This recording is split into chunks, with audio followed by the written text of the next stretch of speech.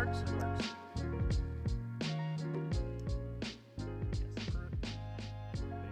Fix it. Or don't touch it like I did, because it'll fall apart. Oh man. It was fun. That was a sigh for it being fun. Was it fun or was it fun? It was a week. No, I ended up going to see Doctor Strange 2 on Friday. As you know, I was sick on Monday. Did you ever find out what happened, or just? I think mine was just sinuses. Because I get, especially if we have like high pollen, it kills me big time. Like it makes you have. No, I just felt drained to begin with. Stomach issues? Yeah. Oh no, you had the headache. Oh, I had it. I had the headache. I had the headache the entire week. Is that what allergies does to you? Yeah. And it also didn't help that the very next day when. Jeez, and that's allergies. The headaches, yeah. Damn. Because it's usually I'll know for the most part I'll feel it behind my eye, my left eye, never on my right for whatever reason, and then it'll travel all the way.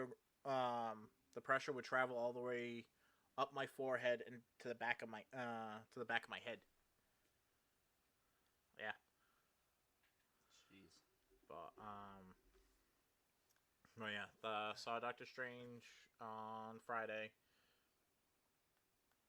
What did you think? Only because I'm not gonna watch them and I don't give a shit. I So liked I it, might as well ask you but that's what you also because I liked the cameos that were in it. So what do you mean cameos? Like from other actors or like from things? Cameo. Let's just say variants of characters, and Please tell me that Bruce Campbell was actually not a variant of Doctor Strange. just a regular hot dog salesman. Oh, damn it, that's shitty. He was hyping up his role in that movie too, and I'm like, oh, that's cool. He's Yeah, in it. I guarantee he was. They brought him in just to mess with people. That was it. That makes me sad. Because That Sam messed with me, and I Raimi don't likes give a shit bringing about the movie. Bruce Campbell into his movies. Well, that's how he got a start with making Evil Dead and stuff. Yeah, that's where this tattoo came from. That's the Necronomicon, man. Well, yeah. It was cool, but they were quick. They were very. I'm very surprised at how quick they were to dispose of the cameos. Let's just say that. Oh, like of the other people that just came in. Well, do you really want like multiverse things hanging around? You'd rather that be like an encapsulated I don't story, mind. I'm trying to voice my opinion without giving spoilers, because the only thing. I don't care about. Well, I was gonna say I don't care about. Yeah, spoilers. that's Who my listens, thing. they might, so. Well, the one person I can definitely say I was happy to see was How about this? You can tell me spoilers, and I'll find a way to either mute it or bleep it out. The one I know for a fact I can definitely say because he's in the damn trailer, and if you don't recognize him at this point, then shame on you. Mm-hmm. Patrick Stewart being in reprising his role as Charles Xavier. Yeah. That was in the like trailers? you see the back of his head and you hear his voice. Okay. I don't think that I saw the trailer that had him in it, though, 'cause I didn't know that. I love Patrick Stewart. I can say Tom Cruise. I can definitely confirm Tom Cruise's Iron Man is not in it. So that I can definitely debunk right now. Okay. Well, he just came out with what was it, Top Gun Maverick over this weekend. So. Yeah, that would have been interesting.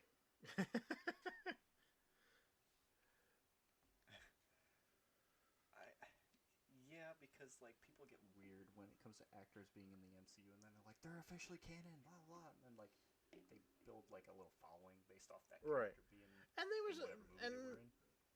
He was. Ironically enough, he was actually supposed to be the original Iron Man before Tony Stark. That's who they wanted. I mean, not Tony Stark. Wow. Like that's who. Yeah. I knew what you meant. Robert Downey Jr. Yeah. You know, I can't see it. Neither, to be honest. Maybe because it's been so long, it's hard to look back and say, "Oh, it could have been." Right. It doesn't seem. It doesn't mean that he's not gonna be Iron Man at some point. It just whatever if he did film any scenes or anything like that. Huh? It would be a side story, wouldn't it? Sorry, I didn't mean to interrupt you. It would be like a side story or something, wouldn't it? Because right. Tony Stark's gone. It would be because of the them introducing variants and stuff like that. Because one of the things that they're trying to go into is like invasion wars and stuff like that, where a whole part of that storyline, unless I'm confusing it with a different storyline, where a whole bunch of variants of different characters come in and end up fighting each other. Okay. Let me know when they decide to destroy the universe and start it over. Oh, I'm sure they'll probably allude to something like that at some point. For Christ's sakes, they have Deadpool. If they don't take advantage of that situation and play out the story of Deadpool kills everybody, then that's. Oh, I thought you meant when he makes his own like association of Deadpools, like he brings in all of them and makes like his own cohort of them. I don't know. I actually never saw that story. I just found it cool because that's how he ends the whole thing, and they reboot the whole series.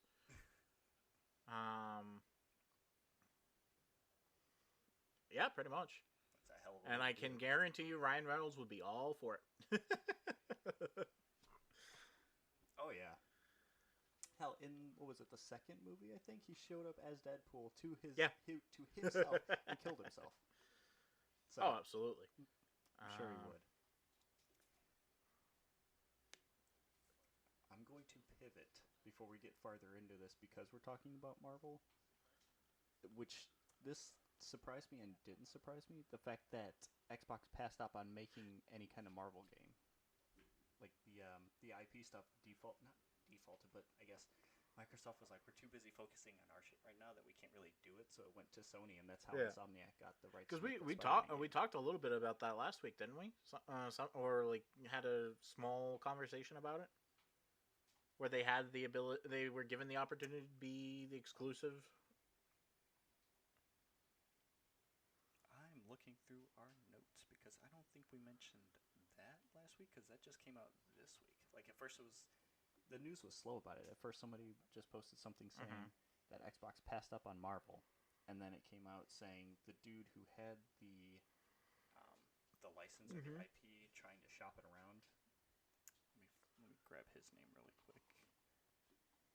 Oh, Marvel Games, their division. His name is Jay Ong. He said he pinged both sides, both Xbox and PlayStation, and said they don't have any big console deals lined up and was trying to make a deal with somebody. And Xbox was too focused on Game Pass and trying to build up that library of stuff that they passed on it. And Sony was like, yeah, let's hit up one of our developers. And they talked to Insomniac, who, like, the last big game they made was, were they still Ratchet and Clank? I don't remember. I just know that they made an exclusive for Xbox, and now I'm losing the name of that. Okay. It's a super fun game. Sunset Overdrive.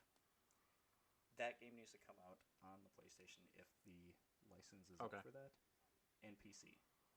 Because that was Insomniac too, and that was a lot of fun. But that's when they went to them and was like, hey, you want to make Spider-Man? And that's how you got the Spider-Man game. Right. And then Miles Morales right after that. Well, what do you think about that? That Shame Xbox on them. actually passed that opportunity up. Well, yeah. I mean, how much different would it be, too? I'm trying to think. Well, just the fact that that's a big part of if they could do the Marvel games and make it exclusive to Xbox. Just that fact alone would make a lot of people switch over. Yes, Right. the exclusivity is the big thing. Dude, that also brings up a good point. The Guardians of the Galaxy game, that was a PlayStation exclusive for I want to say a short while. It was all about PlayStation first, and then it came out to Xbox on Game Pass same day, and that's when they got a shit ton of sales on it. So I feel like this is going to lead into something else I'm going to bring up, but you can't argue about Game Pass not having anything, or that it's not good for sales, because I guess they got a shit ton of sales when it came to Game Pass. So, which, yeah, like you said, it's going to lead into something else, but I know exactly what that's supposed to be leading into, where the Kotaku. Yeah, well, Kotaku's been going downhill for the last couple of years, but that's just my opinion. Like, once Schreier left, and then their head dude, I forget his fucking name, because you don't see a lot of articles from him, but he went off to, I don't remember if Schreier went to Bloomberg or if it was the other guy that did. But yeah, ever since they left, and then a handful of their senior guys left, it was like, they're just writing shit posts now. Yeah. And calling it journalism. But yeah, that. No, I read it, and I agree that I didn't. It was clickbaity, pretty much. Yeah, that's kind of like the vibe I got off it too. Was more like it was being angry for being angry's sake. Because it was definitely like a one-track mind kind of post. I wouldn't even call it an article. It was just a post complaining about the Game Pass not having first-party, or not having any games, because they got 2 first-party titles pushed back to later this year or next year. And yeah, you can get reductionists on saying there's no AAA games, but there is a shit ton of third-party games on Game Pass. And that's when Xbox hit back at Kotaku saying, "Tell me you don't play games, but without telling me you play games or whatever." I'm like, yeah, that's what you get. And then everybody was like, I read the comment section. I'm like, right. And the only people that sided with Kotaku was more. They didn't really side with Kotaku. It was just more they were saying it's trying to explain the difference between getting your money's worth, the value being there versus your own personal value, which is understandable. You go with that with any service. If you don't, yeah, I understand they have a huge some stuff. Like for example, for me, Paramount Plus isn't worth it. Oh, it's not. I got a 30-day trial, and there's like 3 things I'll watch on there. And we only got it was because Callie wanted to watch the reboot of the iCarly show, and oh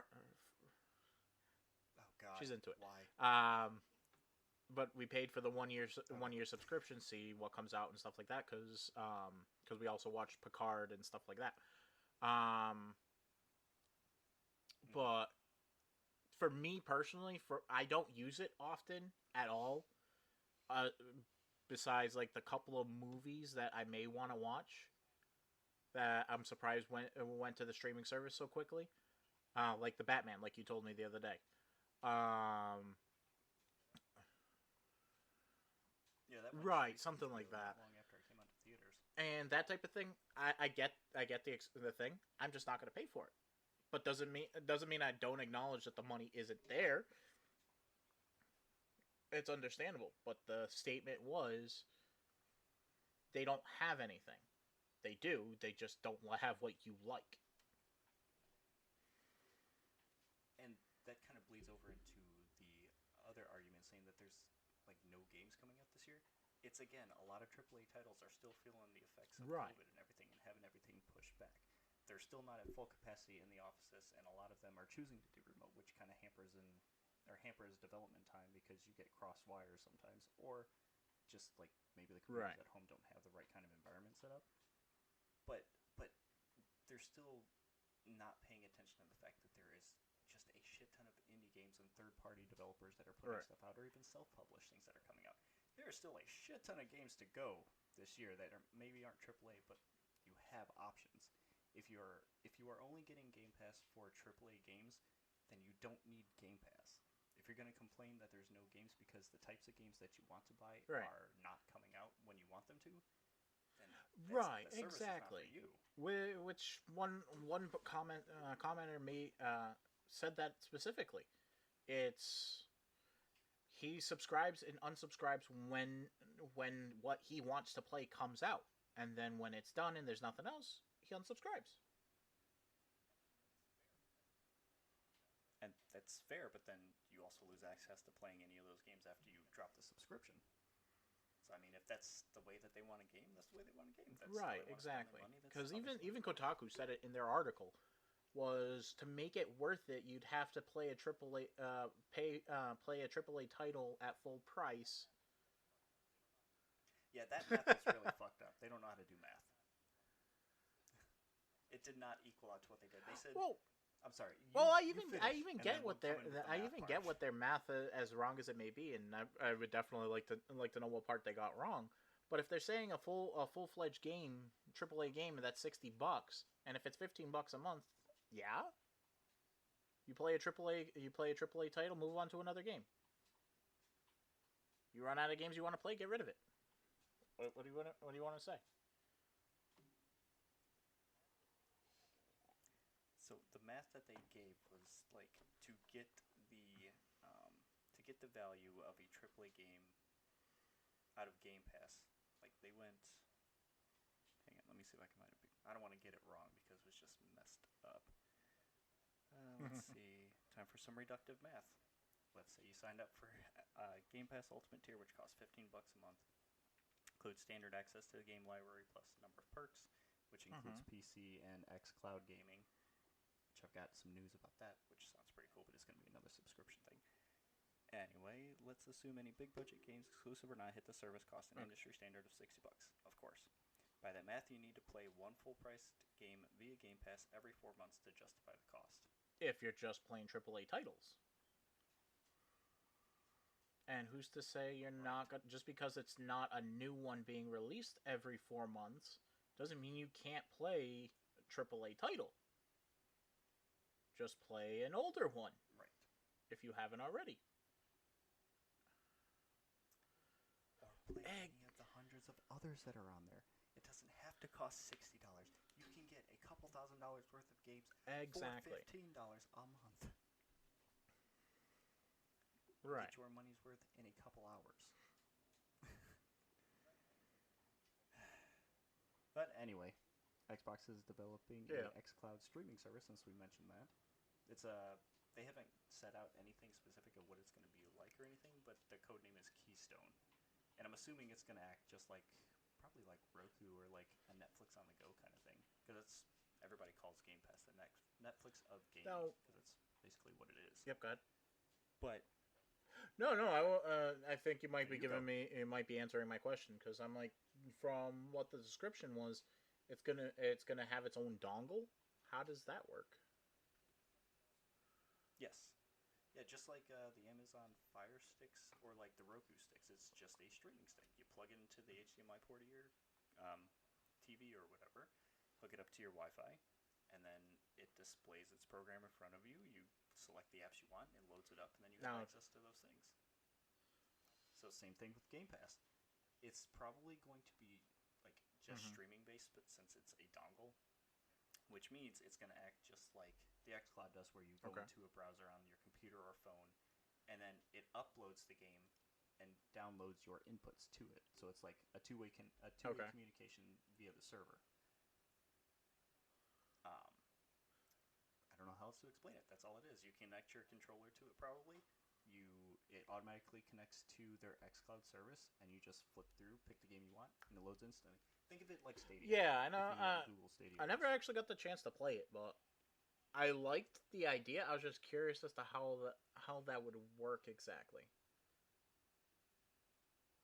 Well, yeah. Well, you explained it, but now My issue is, wouldn't there be a lag? Wouldn't be a lag. Yes, there is lag and there is latency, but that is also really dependent on where you are, Mm-hmm. kind of what you're using to play it, and your internet alone. Some places don't have strong enough internet capabilities. I think Okay. they need a minimum of 12 megs down.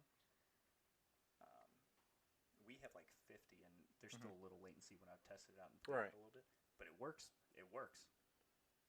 I would not recommend trying any like MMO games, single player games. Maybe some that aren't action heavy are probably better suited because you're going to get like screen Right. tearing and some more lagginess from it. But it works. Literally, you just type in the thing, go to it, hook up your controller, and you can play a game. And it takes no time to load it up. Mm-hmm. Just internet bandwidth Right. and everything is your biggest issue. I don't know. I'd have to try. I'd have to try it out. Like I said, I like the idea. I'd have to try it out just because that's the lagginess that is what would piss me off, to be honest. Um. Yeah. Once they can get the latency sorted out, I'd Right. probably see more people picking it up and using it.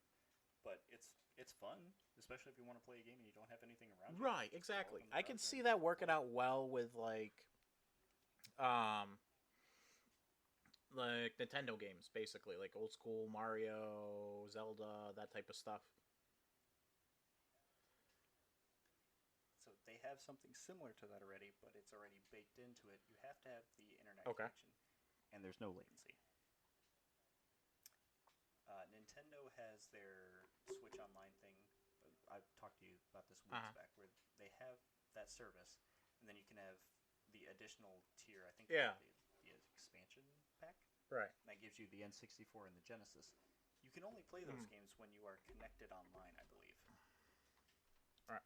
But you pick it, you don't have to wait for shit to load. There's no latency when you're playing the game. The only Mm. issue with any kind of lag before, not now, before, was controller inputs for the Right. N64 games, and I believe they've worked that out. So there's no issues Right. besides not having too many games. The N64 now has Okay. 15, maybe. The Genesis has got a handful, and the NES and the Super NES has Right. got a bunch, and they're still I adding can them see. here I and can there. see the dongle idea working better with Nintendo. To be honest, those type of games. Just because their games aren't as, at least my opinion anyways, I could be completely wrong and get roasted. I don't think their games are as heavy system wise and would be able to handle the dongle system a lot better.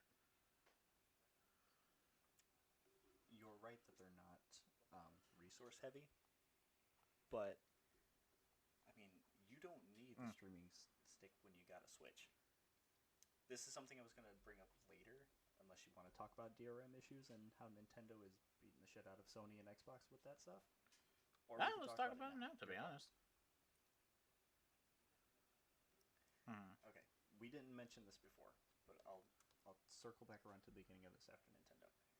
You don't need to worry about having to be always Hmm. online or having a connection with the Switch. You pick it up, you take it with you. Right. You can play whatever you want, wherever you want.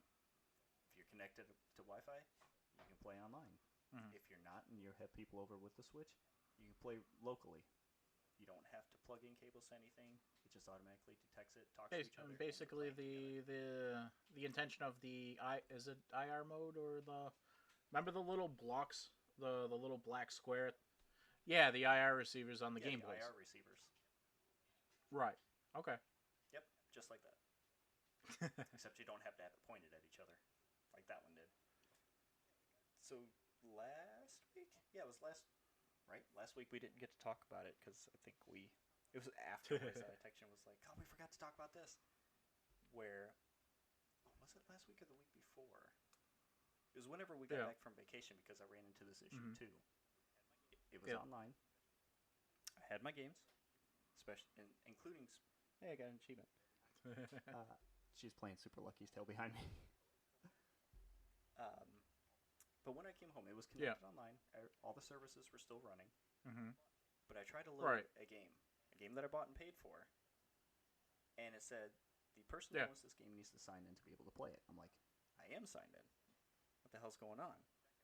So I go back out, check everything. I'm still online. Everything's still working. I'd go on Xbox's site, and there was no service issues or outages. So I'm like, okay, that's weird. Try to load it again. Get the same error message. Come to find out they had some sort of back-end outage where it kind of borked the DRM for a lot of games that people bought. But the only problem with having DRM with games is that Xbox, and I think Sony too, has made it to where you have to always be online to play them. Whether or not you paid them, or whether or not you bought them, and have your Xbox set as your home console, you have to be online to play it. It used to be where you can skirt around that by having the disc. Now they've done away with that too. Nintendo doesn't fucking matter. You have the Switch, you have the game. Even if you downloaded the game, you can take it and play it off Wi-Fi by yourself, locked in a box away from everybody else. That game will run. You try to do that with an Xbox offline sitting in your room, it ain't loading shit. It used to be on the 360 where if you had the disc, you could still do that. And that's where they started doing the thing where you had to be online. But that one was where they used to have it check every hour, I think. Like, just to say, hey, you want to keep playing this? You need to make sure, or you need to connect it online to make sure that this is the same one you're playing and you own this. And you can flip it online and it'll check and say, okay, you're good to go for another hour, and then you can take it off. But now you always have to be online. Even for single-player games that you bought and paid for, that you should be able to theoretically pay or play without needing a connection, you have to have that permanent connection. And I want to know if... Oh, I agree, 100% bullshit. If you think that's we had this conversation within the last few weeks. I don't remember how far back. It's along the same lines of me wanting to have the physical copy versus buying it off the store. I paid for it. I should have access to my game. You don't. The fact that you guys can shut it off at a whim essentially means I'm paying you for the right to use your game. I was gonna say, what if I told you you're just renting the game from them, or they're loaning you the license to play that game? And once those services go down or cease to be, that's it. And that's one of the biggest drawbacks from Nintendo too, is that once their stores go down, you cannot download those games again. You have no access to them, and that's a big issue with I lost my words. That is the problem with trying to keep a history record of these games. You can't download them. You can't pull the source files from them, or the source codes for just to have as a piece of history, like locked away in a video game encyclopedia, saying here's all the information of it. It's gone forever, or it's gone on Nintendo's hard drives that you'll never see again. So that's why people, myself included, I like the physical game, but when it's still when the games on the Xbox are still downloading the shit to the Xbox, and then you still have to play it online despite having a disc, there's a problem. Because discs don't have DRM to begin with. Think back to like CDs and shit. I should say, the games themselves inherently don't have DRM. They're put on there for whatever. That's why we have DVDs that hold the games now too, because then you can put DRM on them. I don't. That's one of those things that just they have to change. Because even setting, like I said, setting your Xbox as the home Xbox if you have multiple or you've signed in somewhere else doesn't fucking matter. And it should. And I do believe that that's the same issue with Sony too. Like their shit has to be online. I don't think so. Granted, I haven't tried any recent games to test it out offline, but exactly. From my understanding, at least from the article I was reading about it, it was saying Sony, and it was not just Nintendo that has the offline capability. Sony does too, save for like a few games, and those few games it's only for like maintenance purposes type of thing. It's very weird type of situation on why they're set up. That sounds like I mentioned with the 360, where they have to check to make sure that you still right, and it's only specific to those titles. Just like where everything else should essentially work offline as long as it's a single player game. So. Yep. Okay. It's shitty. It just sucks. I understand playing online and stuff like that, but if it's a single player game and you bought it, right, just allow you to play it. I get online stuff having to be like a walled garden and you have to pay for entrance to it and they have to have security shit in place. But exactly. If especially where these companies are trying to push not buying physical copies anymore and going straight to download it directly, then you got to have something in place. And we're giving you the faith of being able to buy these digital downloads. You got to give something back. Sorry. There has to be some sort of preservation in place for it. And that's the scary thing about Steam, because millions of games are on Steam and being sold and shit. But I guess Valve has said that they have things in place just in case they ever stop selling them or something goes on where you're still able to get them, which is cool. So at least they're forward thinking in that aspect. I'm just curious as to, even though they have stuff in place for those particular situations, I'm just wondering for how long though, because I'm assuming it can't be a long-term answer. I wonder if they've a long-term solution. It depends. The only thing that I can think of is however they manage their servers for like the distribution of them is that they've paid it years in advance. Like if they have like the upkeep and maintenance for all that shit, I'm assuming that they have this paid years in advance to be able to stay ahead of it and work on something in the background later. Agreed. Maybe they put some ridiculous amount of time, 10, 20 years, and be like, hey. It would not surprise me. They make hand over fist with Steam, man. Oh, yeah. What did I say? They make money hand over fist. That's also another gaming service that I need to try out at some point. Yeah. I hear about it, but I've never actually tried it. Well, if you get into PC gaming, you have your choice of flavors now. Because you've got Steam, you've got the Epic Game Store, you had Ubisoft's thing, you had Bethesda's, who we've talked about this. Ubisoft is going to Sony, and Bethesda dropped theirs because all their shit's on Xbox. And there was another one that I cannot think of. Oh, Origin. EA. So yeah, you've got like 5 different choices. I'll need to find time, but I'll have to give it a shot. A lot of them have all the same games too, but Epic pushes their games pretty good and have pretty good deals. But they throw their money around a lot just in the name of competition, which is good. It gives Steam something to worry about. Yeah, Steam was the top dog for fucking ever. Yeah, pretty much. It was like, my turn.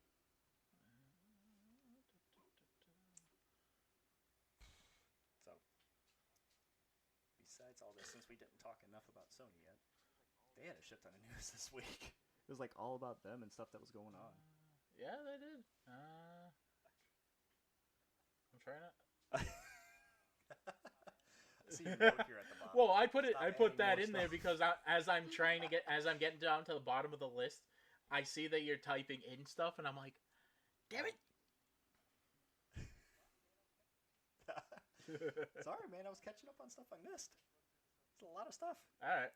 Let's just run through the Sony stuff really quick then. So, I don't even know where to start with this. Since we talked about DRM and stuff, let's talk about how their streaming stuff for PS3, they're not going to support the DLC for those games. What do you think about that? Would that be like a deal breaker for you if there's PS3 games you really want and you like the DLC for? I don't know. I don't remember many games that I played on PS3 that had DLC. No, the DLCs didn't come. None of the Kingdom Hearts titles had DLCs until Kingdom Hearts 3. Yeah. Oh shit! Really? We also. Okay. They didn't. They didn't make any of their enhanced editions or any like. Oh, you add-ons mean like like that as DLC? the final mix versions? No, if I'm Yeah. not mistaken, when they re-released like the 1.5, 2.5, all those, they released them as the final mix versions. I could be wrong though. That would make sense. Yeah, Why not? seeing as the final mix was on when they were originally released was only available in Japan anyways. Mm-hmm. Yeah, final mix was a Japan Oh, really? exclusive for a while. Oh, I figured. I Nope. figured they were developing it and putting it out Japan here got the too. fun stuff. Well, not surprised. I'm more surprised that it was going to be a Yeah, Japan and I think exclusive. the only reason we got the final mixes was because of the re-releases of the games, which was a smart move on Square's part to do that, because then people can actually try and go for the stuff that Oh yeah. you only see on YouTube and stuff like that, unless you bought a Japanese PlayStation and then Japanese version of the game. Like the Yeah. PAL version of it, and then got the yeah. You got it. So that still doesn't convince you either way if you're gonna get the It PS won't turn Plus? me away from it. I can say that right now. But it doesn't drive you towards it either. Well, let's just say if I was thinking after our last conversation, I was thinking about signing up for it already. At this point, um, the PS3 streaming and all that, it's just nah. Not worried about it. As long as it doesn't affect the I- gameplay, I don't care. It shouldn't. I think the only thing that I'm assuming people would generally be upset about is Hmm. the fact that they're only getting part of a game now. Because the PS4 emulation that they have on it, or that they're going to do, they have DLC support Right. because those games can be downloaded, which makes sense. The Yeah. PS3 games are all emulated. My counter to that is that a lot of times when games Mm-hmm. go on in years and they put out DLC, they'll end up re-releasing Right. those games bundled with the DLC, not on a separate disc, not usually something you have to Ooh, download I separately. lied. It's all Now that you together. mentioned that, I lied. There was So- one game that I played on the PS3, Dragon Age Origins. When I bought it, it had all the DLCs included on the disc. Okay.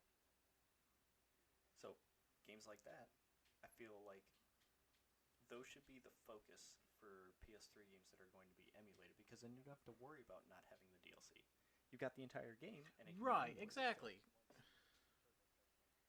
But the ones but I'm sure that's like, those are few and far between too. Like, how many games get a re-release with all the DLC put in Right, if exactly. it's not a AAA game? I think the only outside of Dragon Age Origins, the only one that I got would get the re-release with the DLC included on it was Destiny, and that was it. And it was up at that point. It was already up to like I want to say the Forsaken King or something like that.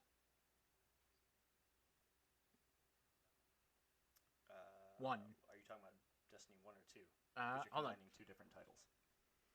Taken King. Destiny Yeah, 1, sorry. That was the Taken King. Forsaken was the second. Was not the second. Was third expansion for Destiny 2. Third or fourth. It was one of the first major ones. Anyway, those games don't matter either, because they carried their own shit across the different generations. Yeah, it sucks, but I'm not worried about it. I'm sure people are going to be upset that they can't play those things, but I don't see that being as big a deal Pretty much. as other things are. I want to talk about Destiny here. Yeah, how did Oh. I will talk to you about that in a minute. I want to talk more about Sony. So I think, like in Asia and Europe, they got their man. What was it? I think it was not last Friday, but maybe the Friday before that. They got to be the first to taste the Mm-hmm. new tiers of everything. The only catch with that is a lot of people who wanted to take advantage of it were able to convert their Mm-hmm. subscriptions that they had now to whatever tier they wanted. But those that had discounted Mm-hmm. subscriptions, like they bought it on discount and then were going to go and transfer it, they were. I'm gonna preface this by saying Mm-hmm. it was an issue that Sony rectified. But when those people wanted to upgrade their subscription to the new style of, Yeah. or from the new tier system that they had to pay more to be able to swap that over from discounted Yeah, to I make think up the that's wrong. difference. I'm sorry. It was wrong. Sony came out and was like, this is an issue, shouldn't have happened. We've already refunded everybody. Sorry. It was basically it sounds like so at that point, at least from what I was reading, it sounds like Sony really isn't sorry about it. They did it and tried to see if they could get away with it. And Yeah, because a lot of people were making sense out of how they did it too. Like they had everything broken down by the number value. And I honestly didn't read into that much, but I was like, okay, someone broke down the math. I guess they have it figured out and we're making sense out of it. And then turned around, Sony was like, mm-hmm. no, it was a mistake. Sorry. I don't think it was a mistake. I think they did it on purpose and tried to see if they could get away with it, and they got caught with their hand in the cookie jar. Because no offense, Fair if you're enough. going to be offering the old on a discount, and then people took advantage of that, and essentially they got the full service, you just decided right. So essentially, had they paid, they got the same thing. They're upgrading. They should only be paying the difference from the original subscription, not Yeah. discounted. It's like people who take advantage of buying Xbox Gold on discount for super cheap for years in advance and then turn around and Yeah. convert it to Xbox Game Pass. They don't make you pay extra for that. They show you the breakdown of how many days it is and how Right. that converts to Game Pass, and This then you're all set to go. And hell, they give you the first month for $1. Usually it's free, and then mm-hmm. they'll like give you a try, and then they'll say if you want to actually Right. try for real, buy for $1 for a month, and then you have to buy it for 15 or 10, Right, whichever exactly. one you want. And I think, and I went through. Granted, it took forever for them to do it. Was the Crunchyroll Funimation merger. They finally converted Mm-hmm. because I was a yearly subscription with Funimation, but they did. But Crunchyroll doesn't offer that. I was told at that point. Yeah, it's only Oh, was monthly. it only monthly? Uh, as far as I Sorry, I can didn't mean to see, interrupt. it's only monthly. If they had it a year at a time, I'd pay for it a year at a time. That way, I don't have to worry about it.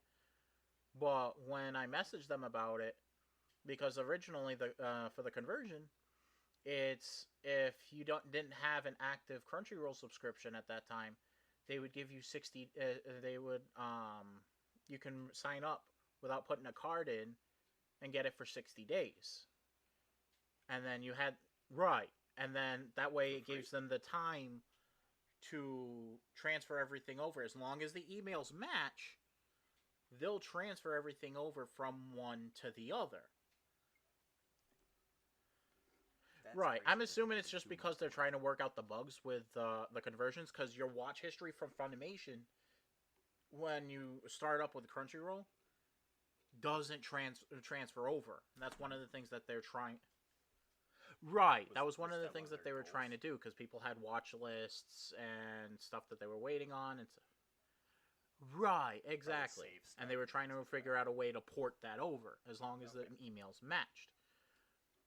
My issue was when I got the Right. code because I know I never subscribed to Crunchyroll. I clicked on the link and it didn't sign me up. It didn't give me the 60 days at Oh all. shit. It was telling me only gonna get a week's trial, and then they're gonna start charging me the monthly. I'm like, this doesn't make any sense.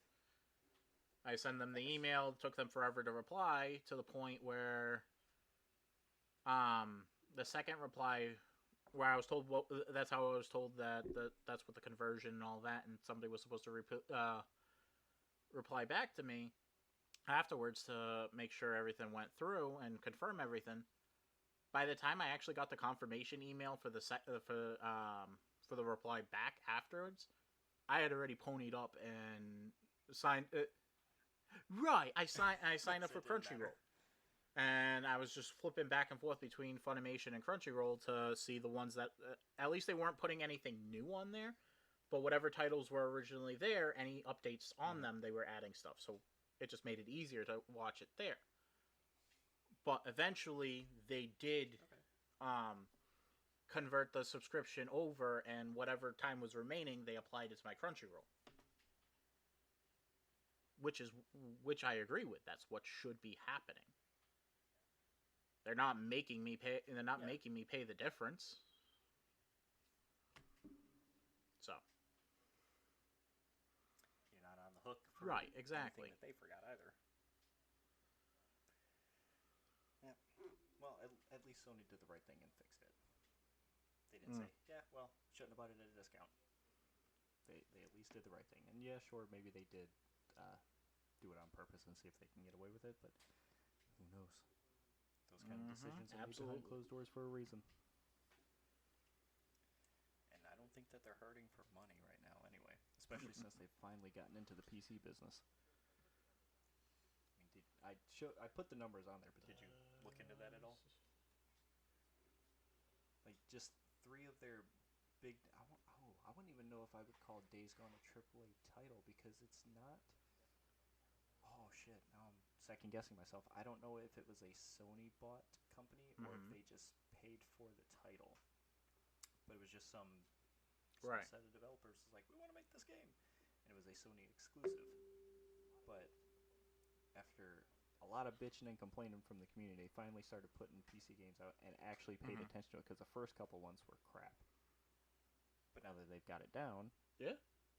You got the numbers in front of you? Horizon Zero Dawn? They sold an extra 2,400,000 copies on top of whatever they sold when it came out. Which is, I mean, depending on what it costs to set it up for PC and stuff, it said that they made about a $60 million revenue from that. Right. For Horizon Zero Dawn. And then God of War was another 971,000, making 26.2 million. And then Days Gone, which was the questionable one, did an extra 852. So they made some good money. 23 million. So I think they're okay. I think that's more incentive for them to put out more stuff on the PC. They definitely started off slow, but if there's any kind of sign that they're looking for that they need to put more emphasis on PC, I think this is a good one. I don't know. They're just playing catch up for that part. Because, you know, Xbox is a PC company, so of course they had all their shit on there. Nintendo's never going to do that, though. Of course not, because they want you... Ow. They want you to play it on their stuff. Needs to get off my lap.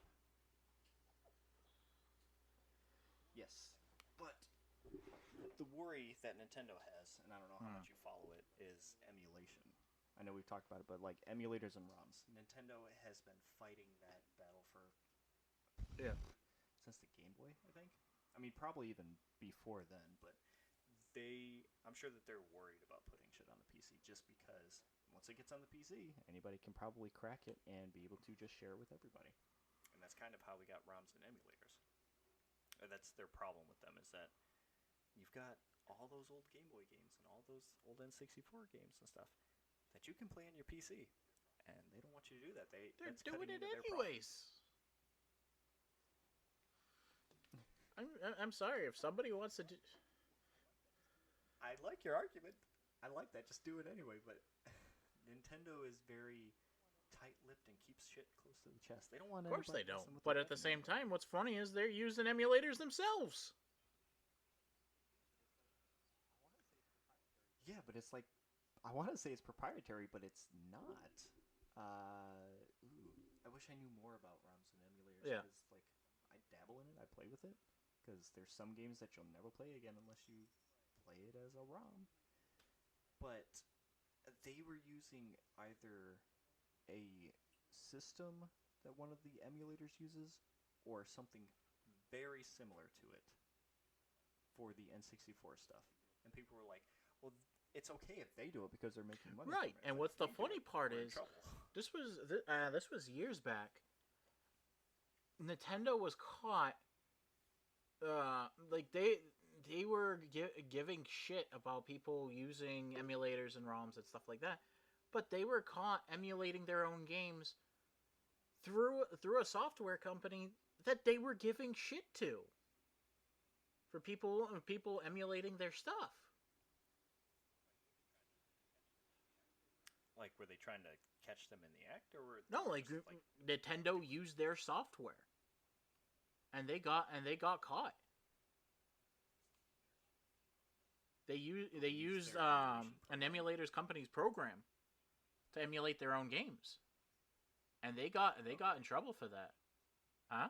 Like, and then we're selling that? Like, they were using that to actually put the games up and people to play? Like, they integrated it into their... I don't remember which game system it was, but they integrated it into the system. You know, now that you're talking about that, that sounds a lot like people complaining about the N64 emulator in the same way. Even down to the latency of the controller issues, which I mentioned earlier. So I wonder if that's it. Because that sounds super familiar. Familiar. So I just found that funny when I read it a while back. I was like, yeah, pretty much. Pot calling the kettle black.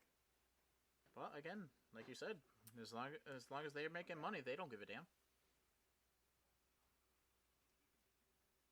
Yeah. Yeah. We can make money that way, not you. That's basically the argument. What this other thing about Sony I find interesting, and I wonder how they're going to quantify it, or if it's going to be like a joint-based thing. And by that, I mean, for some reason, they said that they plan to have 12 live service What's a games live by service 2025. Okay. Destiny. Well, in a sense, it's Destiny. Live service games usually rely on you paying into them to keep it afloat, basically. So a lot of free-to-play games are live service games where there's no cost to jump into the game. You just make an account, download it, and you jump in. You don't have to pay anything to play it. But they offer gear, equipment. Gear and equipment, same thing. But like cosmetics, consumables, experience boosts, pets, mounts, whatever. Those are what supplement the cost of supplement the game of not having a cost and keeping it afloat. And then you get all these people who will start the game and will, you know, they want to make things that will appeal to a broad audience to get people to buy these things that they think are cool for in-game stuff. And that's how they make their money. Destiny was not like that at first. It wasn't until they split with I cannot fucking talk all of a sudden. It wasn't until they split with Activision and bought themselves out of the contract and went free, or that they went free to play and put more of an emphasis on the Eververse store and supplementing all that shit with essentially microtransactions. So that's what live service games generally are. Now, Destiny is one of them, especially since Sony owns Bungie now. Right. You can count that as one, but it's also on PC and Xbox. So I didn't read an article about it because I didn't see one, but I wonder if they want to, or if they're counting that, or if they're only looking for first-party exclusives for live service games. So it's just interesting that they plan to do that in the next I'm curious as to years. what those games are, or what they're going to be.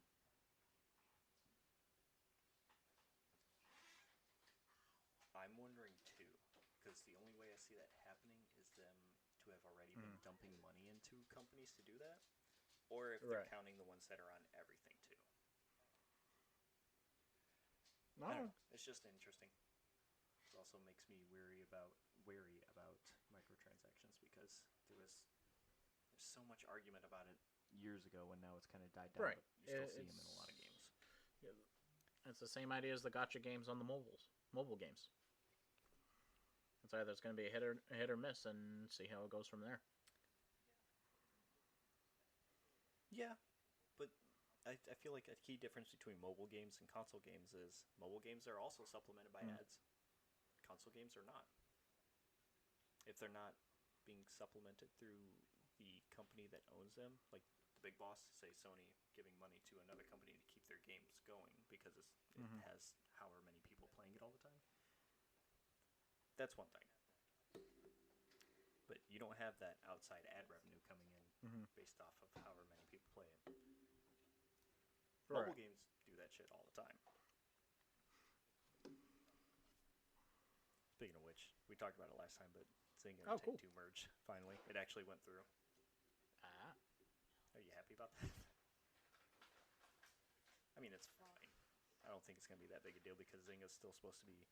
I think they're actually dropping their name. It's just like Take-Two is absorbing them. Or maybe they'll keep their name and just be a branch of them. But, you know, they're going all in on mobile still. But that gives Take-Two a big advantage, too, especially for the mobile market. Because they have an arm that can put out shit for that. I just wonder what they're going to do.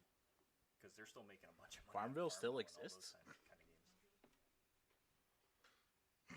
Yeah. I hear Callie in the background saying, See, there's somebody that knows. There's somebody that plays it around us.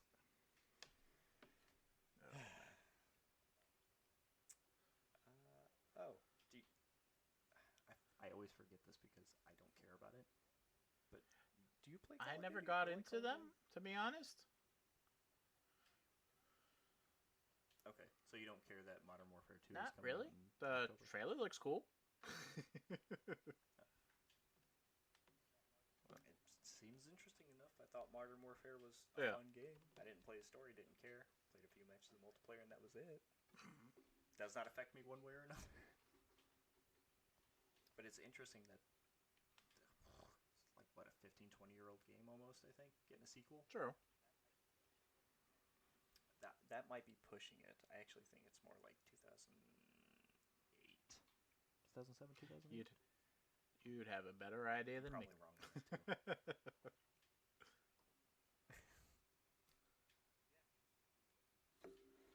Yeah, it's just weird that they took forever to make a direct sequel because it was that, and then they went backwards, and then they went forward again, and then they did Black Ops. Yeah, they went like backwards in time, and then went forward to Black Ops. No, backward. Fuck it, I give up. I don't know what it was. I just know that they went backwards and forwards, and then jumped way into the future, and then came back. Now this is the ones with the zombie mode, right? It's hard to keep up with Call of Duty. Ooh, I don't even know how they break those up anymore. Because the way they used to do that was, what was it? It was Treyarch and, who was the other one? I think it was Activision. What the fuck? It was Activision back in the day. Activision and Treyarch, and I think Treyarch were the ones that had the zombie mode, and Activision had something else. And then Treyarch and... Fuck, who was it? Treyarch and somebody else, like the head people, got into an argument over Call of Duty, and they were like there was some bullshit that went on behind the scenes, and the people from Treyarch were made to look bad even though they were in the right. And then they broke off and ended up making Respawn. And then they made Titanfall, and now Apex Legends. So they took that formula from Call of Duty that they knew about making games and shooting and stuff, and translated it to Titanfall. And now today we've got Apex from them. True. So at least it worked out for them.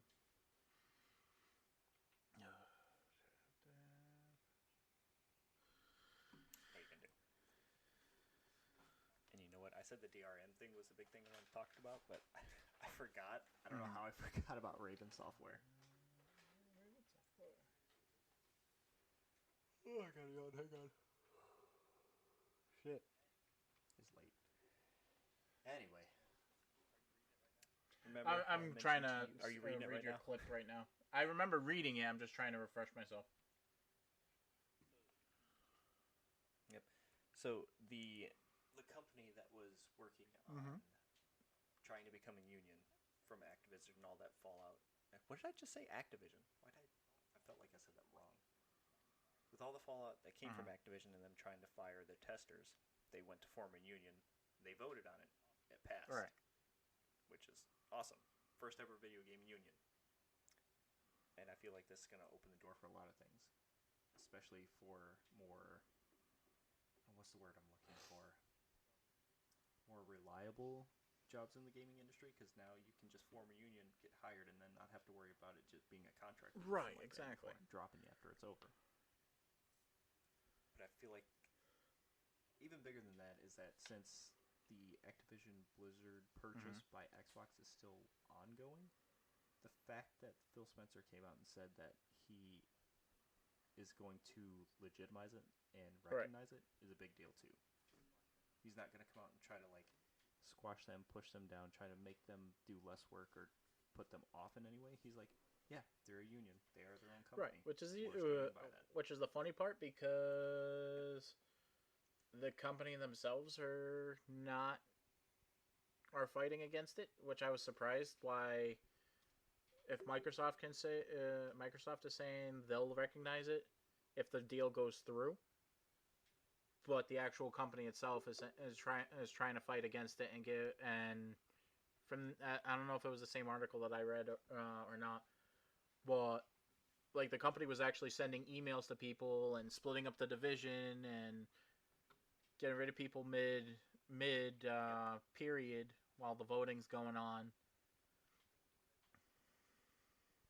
Yep, the feds that were investigating them came out and said, yeah, they were illegally, how'd they put it? They were trying to illegally dissuade people from wanting to join the union.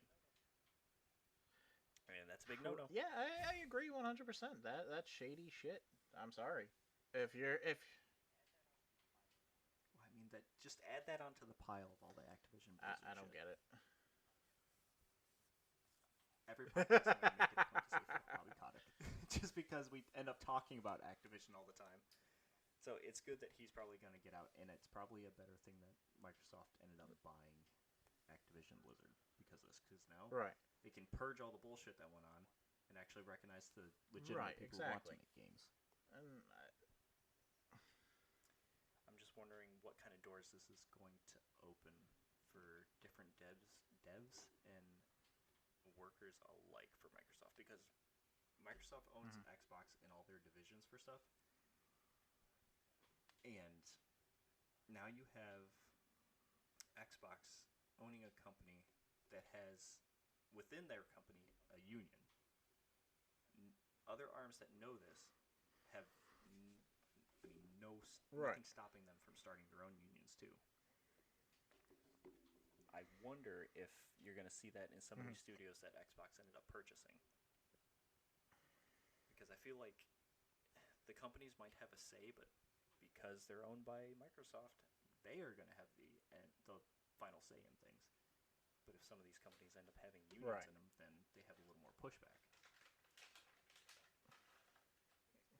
I don't know. I want to see what's going to happen from it. Because it's cool that he's doing that, but it also opens a lot of unknown I've doors. always been for unions, so I'm not. I'm curious as to how it goes. Yeah, pretty much. It's nothing more to say about it. I don't get how people can be against unions. I can see how corporations are against unions, but like, yeah, everyday Joe Schmo being against unions. Right, exactly. Want those protections in place. What I really want to know the logic in some people's minds when they say, "No, I don't want a union." Why? You're getting representation. You're getting a voice. The way I think about it is when I think of unions, I think of like the Masons Union, Carpenters Union. Look at those people, and the benefits alone of like health insurance, stuff like that. The guarantees, like let's say people get laid off, the people in the company that were in the company first stay, Whereas, like, if some people had to get fired, no, you got to get rid of the newest employee type of thing. And if you lay people off, Right. you have to take them back before hiring a new person. Why people don't want that, I have no idea.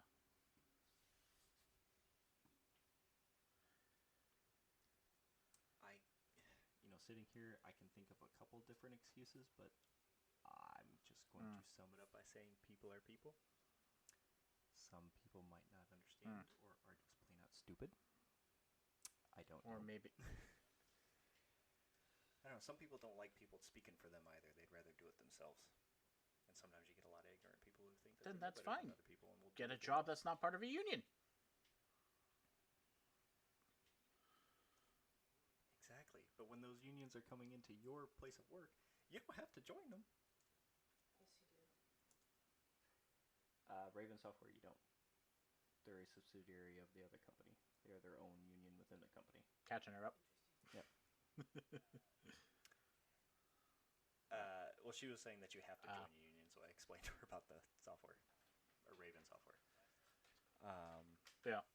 Last thing, two last things, and then I guess we. Is it really? Wow. It's been a little over an hour. One for me, yeah. Yeah. One thing for me, because I don't know if you've even watched the anime yet or anything, but the JoJo's Bizarre Adventure All-Star Battle game's coming out in September. I can't get into the show, but the trailer for the game looks cool. I've tried. I don't know if it's the artwork or just how, like the. Which one? Whatever one's on Crunchyroll right now. All of them. There was a difference. There's a difference. Yes.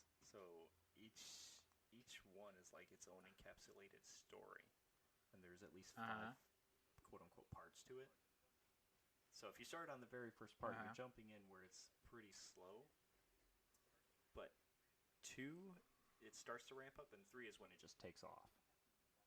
So I would recommend, you don't have to even watch the previous ones to know what's going on. They just kind of reference characters, and then they build off of certain characters and things that happen, and it becomes its own story. So you can start off at 3 and I'll have to take that into consideration. And when the title says JoJo's Bizarre Adventure, I'm guessing that's the bizarre part.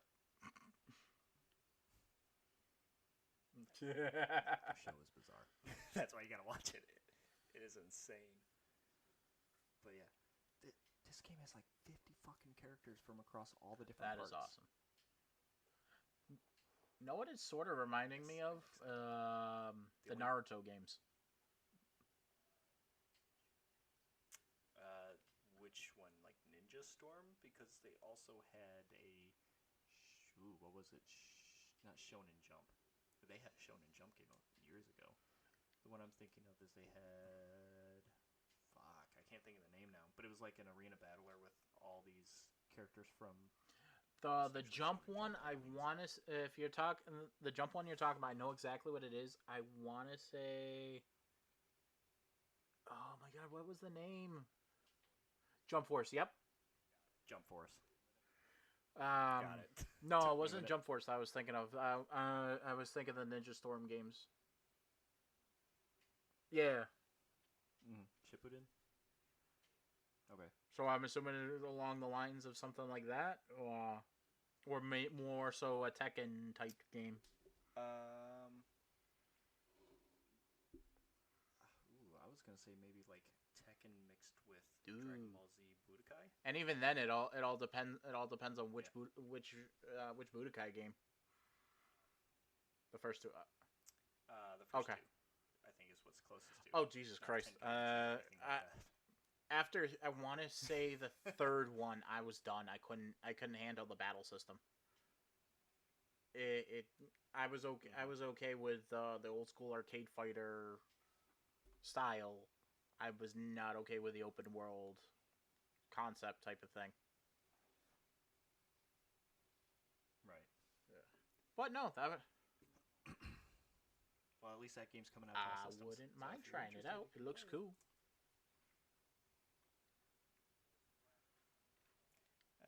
this last one. I don't know how big of a DC fan you are, but did you hear about the Gotham Knights game coming out? I think I remember us talking about it before. I've never played any of the Batman games. I'm a Batman fan, which is surprising. Not like Arkham Asylum and Origins. That is surprising considering they put all of those games together in a bundle. Yeah. I think You could have got them. I have to see if it's still available. They're good I have games. to see if it's still available at this point. But I would recommend them. But yeah, you're talking about the storyline change, right? Or description or whatever. Yeah, Barbara Gordon's backstory. I read their initial pass on it, and I was like, "What the fuck is this?" Like what the complaint was, or tell you. or you actually have the same issue. Well, I saw that people were Mhm. I found it weird, and I understand Right. the complaints. It's less of the main issue that a lot of other people have because it's an ableist thing. Me, it's more like I didn't even consider that angle. I was just like, this is fucking weird storytelling. Where it was, they took her backstory from, I forget which part, but it led up into the Killing Joke when she got paralyzed Right. from the Joker shooting her in the spine. But then they just kind of wrap everything up towards the end of her backstory, saying, and she put in a lot of effort and did all this physical therapy and stuff, and now she's back out there fighting crime. That was it.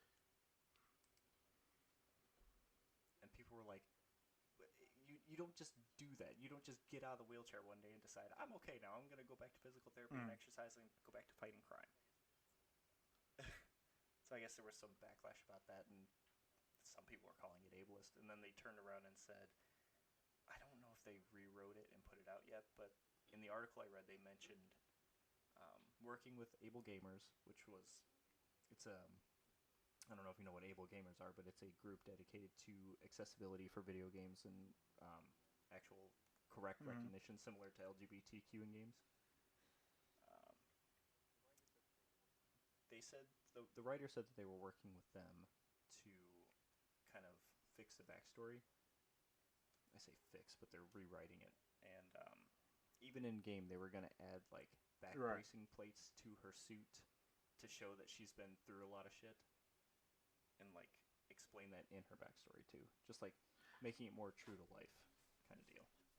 Which at least they're seeing their shortcomings and working on it. But it was just so weird and like not tone deaf, but it just felt weird. I think they could have worded it better, which I think is what they're recognizing. But at the same time, the people, I don't think there's an issue. I think this is one of those situations that, like we were talking about on an earlier topic, people are gonna bitch just to bitch, and I get it. You don't. You also have to remember it's based off a comic book story character that works with supernatural beings. You're not wrong. But I will say when you put a character that has any kind of affliction in a game, it becomes a representation of somebody or a group. Which is why getting those representations correct is a big deal. Similar to Overwatch. They have characters. Dude, they have a fucking hamster in a mech suit that they made sure they got right. With Overwatch was like the biggest deal with representation and getting that shit right. They have characters from all around the world, all different sizes, all different colors, all different orientations and sexualities. They worked with different advocacy groups to make sure that they represented these characters correctly. They got the voices correct for where they came from and how they were represented. When it comes to any other game that have gay characters in it, if you can look past it, that's one thing, but it's these people who see this, and whether they have a notion in their mind or not, it has to be put out into the world in the correct way. You don't want them to be a caricature of who they're supposed to be representing. Which is why a lot of game devs now will actually be working with those groups to make sure that the representation is correct. So I don't blame the people complaining about the backstory for her, because it was really just here it is, buy. There was no explanation. There was no,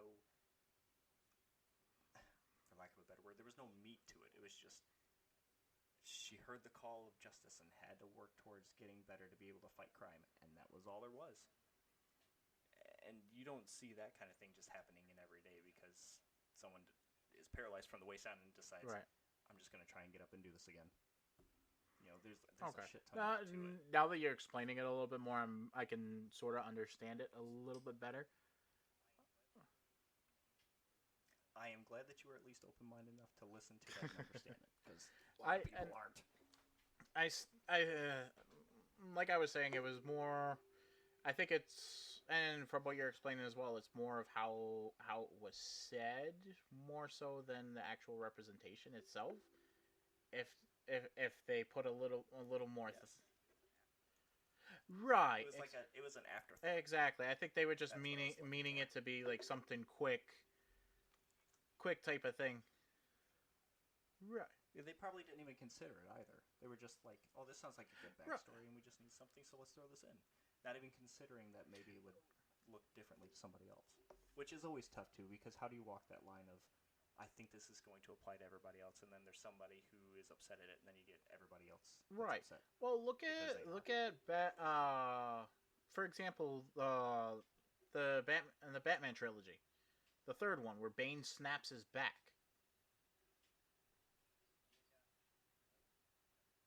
Yeah, that one was kind of weird too. Like, let me tie you up and then pull on a rope and your back's fine again.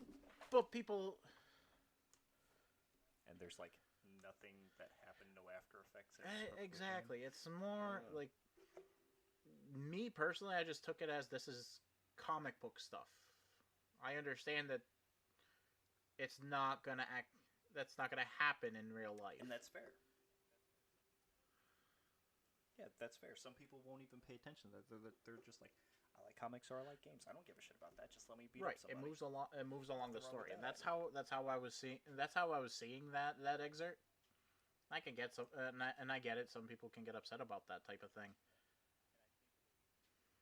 Yeah, right. And I think the way you see it is fair too. Like I said, some people just don't give a shit. They just like games, and they see Batman or Batgirl, and it's like, I want to play them.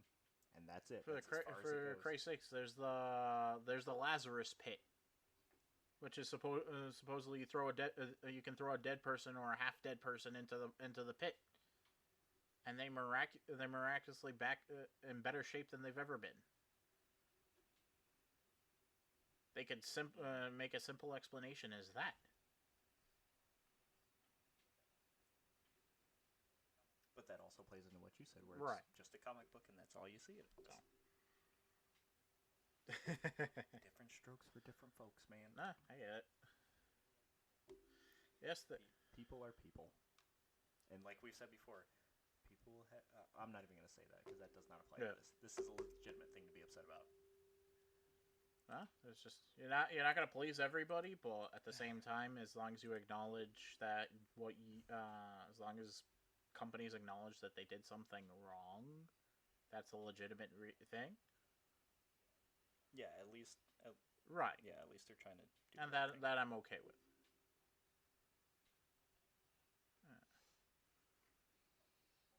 Okay. Oh, one more thing. Just because it doesn't matter to people who don't play it. You don't play Dark Souls, but after weeks of it being down, like Dark Souls and all those games are single-player games, but they have multiplayer components to them. The game has been down for weeks because people found out how to hack the game online while they were playing it and screwed over a lot of people who they would invade their worlds. So it got to the point where FromSoft was like, okay, we're done with this for now, and shut down the whole servers. Until they got a fix for it, but now they're coming back. Yeah, they finally fixed whatever issue. Yeah, I read that, and I'm like, how does something like that not get caught? They caught it. It just took them a little bit because it started getting progressively worse, and then got to a point where they were like, well, we can't fix it right now, so we're just gonna take it off. And it's not. It wasn't just the Dark Souls is what it was happening, but they shut down another game that wasn't in the Dark Souls. That was one of their big money makers because it uses the same code.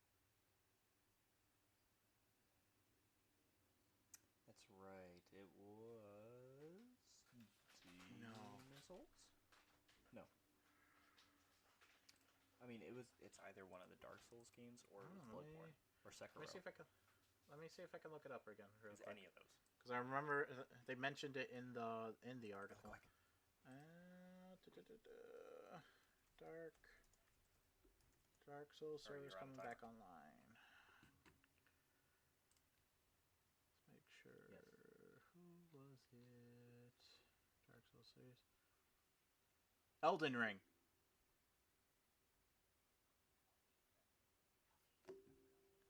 That's right. I forgot all about that. Elden Ring is one of the biggest games this year, and I forgot all about that shit. It was affecting them. Yeah, so they shut it down. They shut it down with them just so that they didn't screw them over either. You know. Yeah, they don't want to mess up their cash cow of this year. What can you do? Yeah, exactly. Well, that was the news of the week. Anything? I know you asked me, but how was your week? Busy. Anything new? No. I can't even think. Fuck, we didn't even talk about Destiny. Yeah! That's all I Oh my did this God. week. How was it? The new trailer season came out. looks absolutely awesome.